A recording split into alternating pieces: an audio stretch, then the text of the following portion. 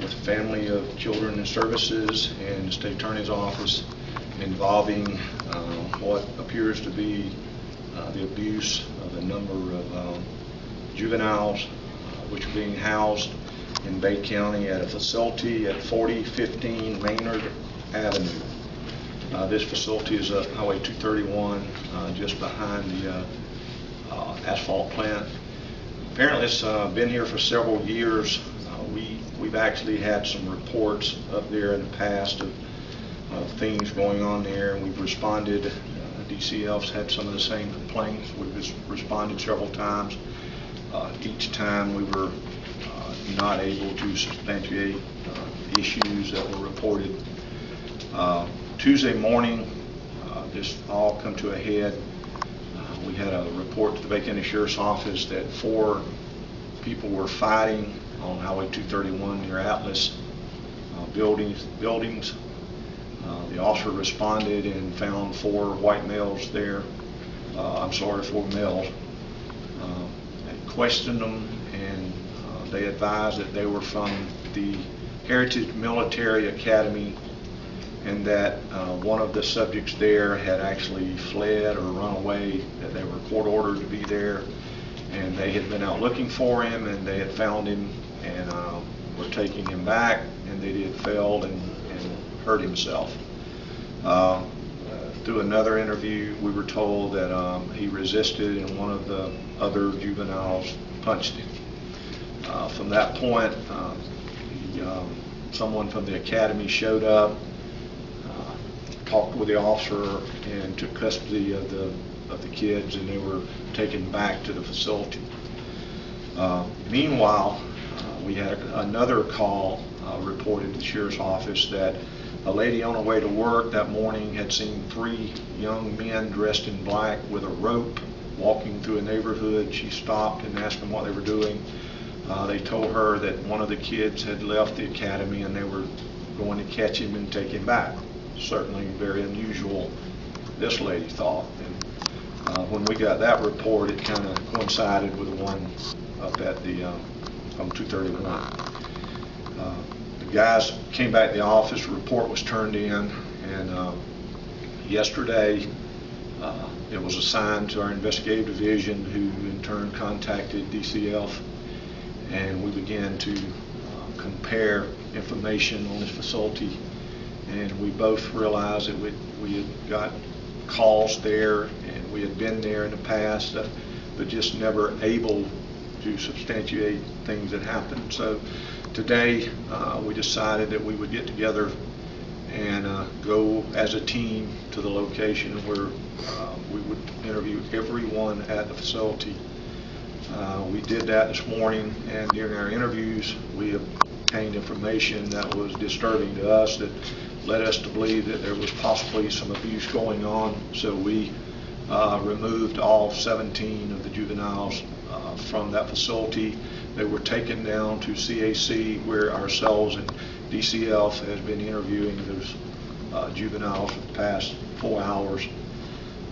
At this time, we have not made any arrests. We anticipate that we are going to make some arrests.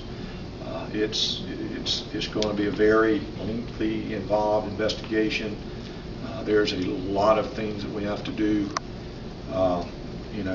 Tonight DCF is going to house these kids and find a facility for them to be, and I'll let Ms. Abrams talk about that. But again, we're working with the State Attorney's Office on the proper charges. We're taking statements. We're trying to gather evidence. But it does appear that that there's some things that's been going on there that are absolutely not acceptable. And again, it's just started. It's not nearly complete. And as we know, there's always 3 sides to a story. There's our side, their side, and what really happened. And sometimes it's hard to come to a conclusion. But we believe that there's certainly some law violations, and we're going to pursue charges against several individuals at the facility.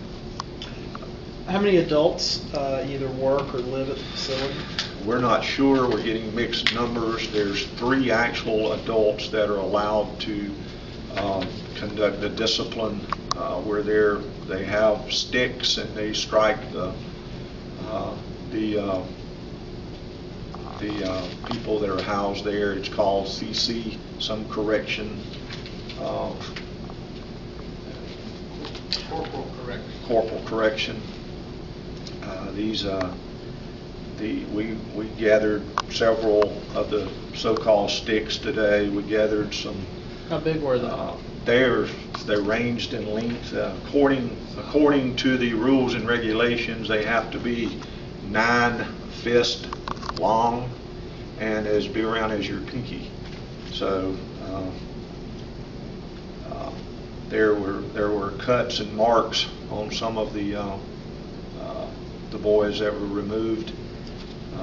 Right now, they're still at DCF. They're being looked at by medical personnel, photographed.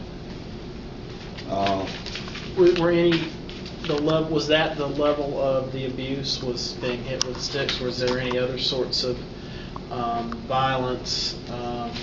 Anything where someone was permanently, either injured or serious, broken bones, things like that? Well, at this point, we have not, we've not been able to determine if anyone's had any broken bones during the past several years. However, there was information provided by some of the people there that they had been choked, that they had been beaten with fists, that they had been held down. A lot of things have happened to them, and again, we're still in the process of taking statements from everybody and trying to determine actually what really has happened. What role does Mr. Maynard play in all this? He is the, I guess he is the minister, and he is also the director of Heritage School. And was he Heritage directly in the Boys home? Academy. Sir? Was he in the home at the time of all these happenings, or well, did he just run the place? These juveniles actually live there at the facility. They're housed there. They live there. There is it appears to be a large building where they hold classes and things of that nature. There's numerous mobile homes around the area where some of the workers live. Mr. Maynard does live there along with his son and someone else who are directors of the facility. And again, we don't know the exact number of people that do work there. We're still trying to find that out. Was there any other types of abuse besides physical abuse that you know about? At this point, no, there's not. We've actually, one of the individuals actually had been taking notes from the day he arrived. He's been there about 3 months of things that's happened, and he actually saved a couple of pair of his underwear that had blood on them that he says was a result of a beating. So these are some of the things that we're, again, these are allegations. Some of them have been substantiated by marks and bruises and things of that nature, witnesses. So again, we just opened the can. And you said, oh, go ahead. You said in your opening statement about the stakes they use, you said it was according to guidelines. Is this the guidelines that they've established? That was what we understand from some of the kids there, that the sticks had to be 9 fist long and as big around as your finger. I did not see the sticks that were collected. We have several in custody. So what are the legalities of that? Well, there's I think what they're trying to do is to say that this is corporal punishment.